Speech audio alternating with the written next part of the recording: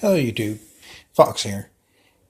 And as I promised, if you caught the last episode, this is my review of Legend Quest, a Netflix original. Now, usually I tend to stay away from Netflix originals because they just tend to be off the wall.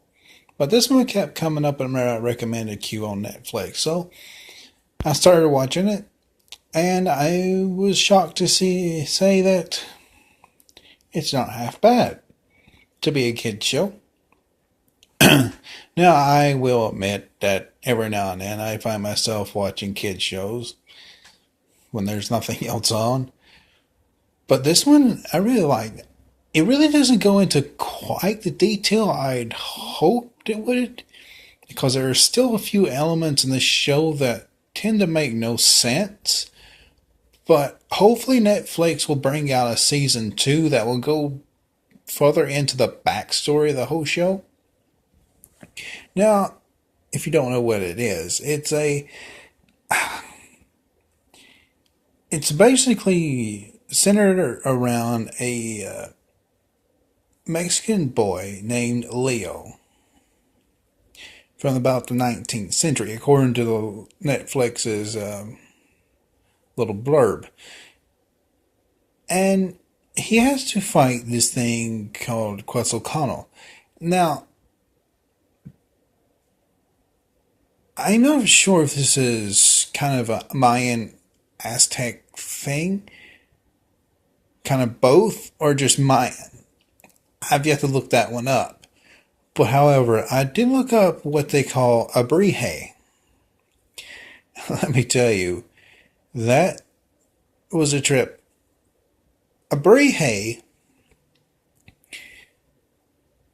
is not a thing until the 1930s. If you Google this or Wikipedia this, you'll see what I mean.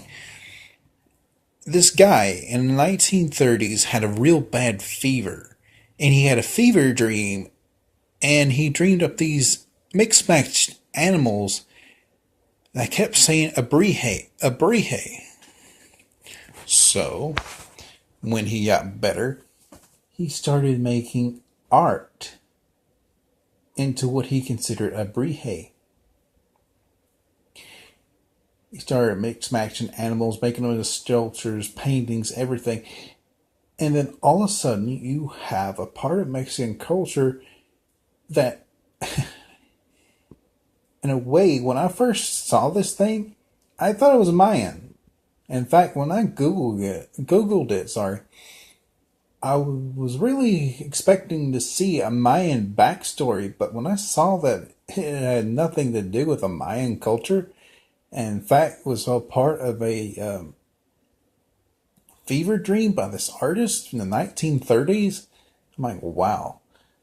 But all of the rest of the show, as I said, it's very kid-friendly in a way. I like the little sugar skulls that run around. No one seems to know that they're there until one episode. But it is very funny, very nice watch. There is a whole season of it on Netflix. And it throws not only Mayan culture in, Mexican culture in, but there's also a reference to Viking culture. As part of their whole quest to defeat Quetzalcoatl, they have to find the World Tree. That's Viking. That's Norse mythology. And of course, they run across a couple ice trolls. One of them has to distract the ice trolls by becoming Thor, which is a very funny thing. And then they meet Fjolnir, the wolf.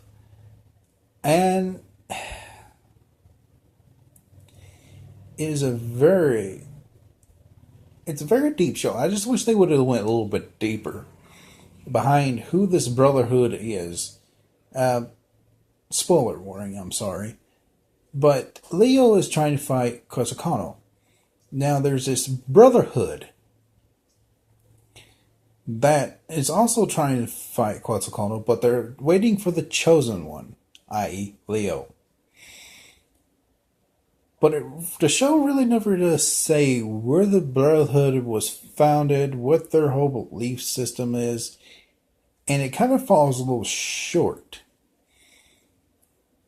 But other areas they actually go to Greece.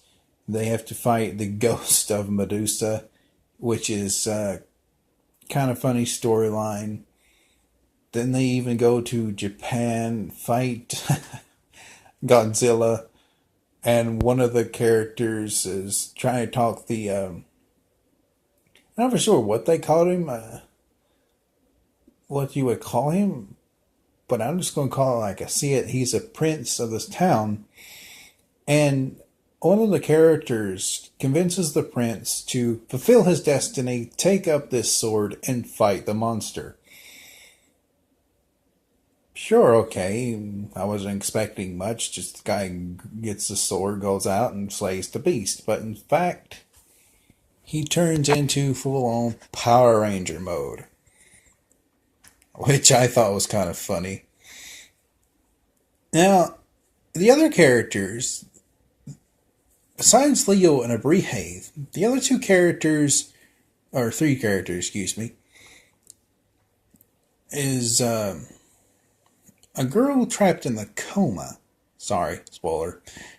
But she's trapped in a coma and is taught how to astral project herself back into Leo's time.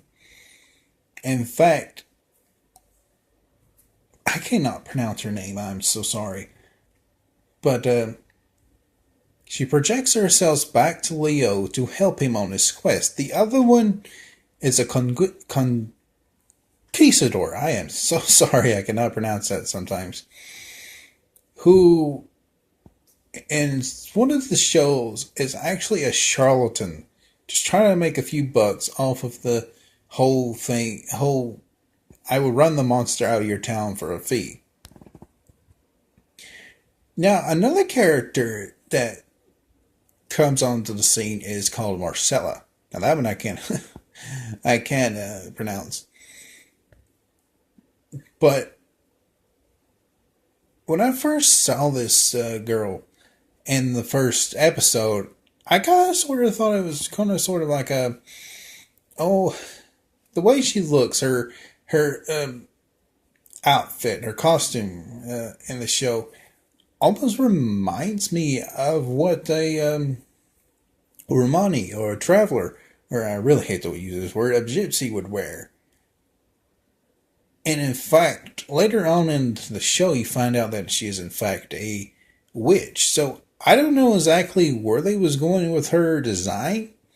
I don't know if it's more of a traditional Mexican garb she's wearing, but in a sense, it kind of makes her look, as I said, like a Romani or a traveler, or, and I really hate to use this word, a gypsy. But it really doesn't go too far back into her storyline, just like most of the show. But if you got Netflix, go and watch it. It is a very nice show. Even if you're not into whole cartoons, I still say you find something interesting to watch about it.